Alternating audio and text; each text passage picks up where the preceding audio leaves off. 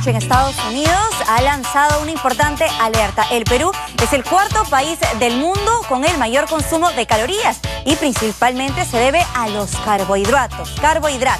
Los peruanos comemos mucho pan, arroz, papa, choclo. Vamos a preguntárselo a la nutricionista que me acompaña el día de hoy. Muy buenos días a la licenciada Verena Aro. Gracias por acompañarnos. Hola, ¿qué tal? Muchas gracias por la invitación.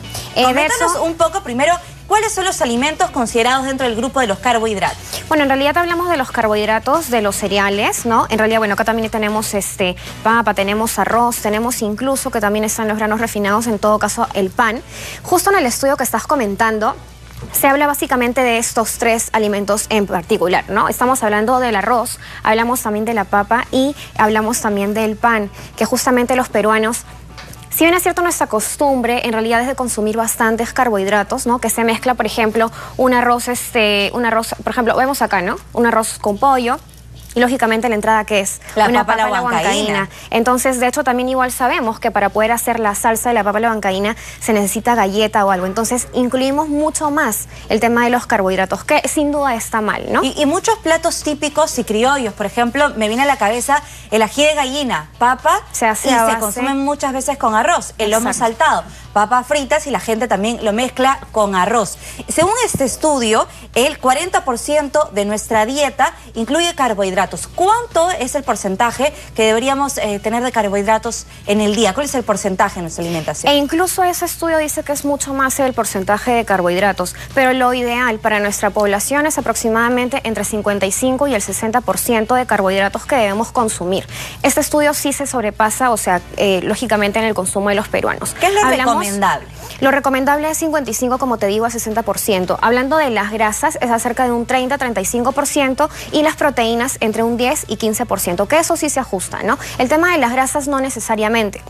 De hecho, el peruano consume mucho el carbohidrato y justamente por el que consume poca cantidad de grasas en todo caso, pero te estoy hablando de las grasas buenas, no de las grasas malas, que estamos hablando de los snacks y todo ese tipo de cosas que no se considera.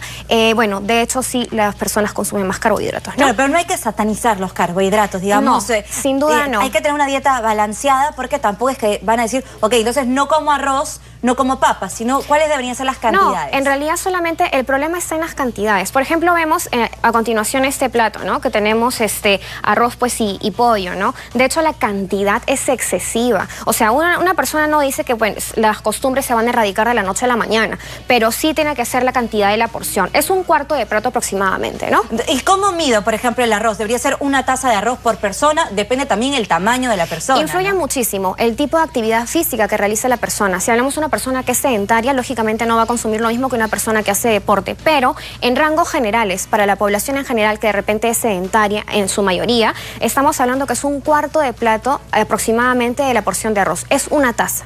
Ajá. En cocido, lógicamente. Claro, y digamos, deberíamos escoger un solo carbohidrato por plato, no combinarlos. Sí se podría. Ahora, por ejemplo, del lomo saltado, papas fritas y arroz, y las lentejitas, las menestras. Mucha gente también prepara el guiso, las lentejitas, ya con papita picada en cubitos, y además le agregan una porción de arroz.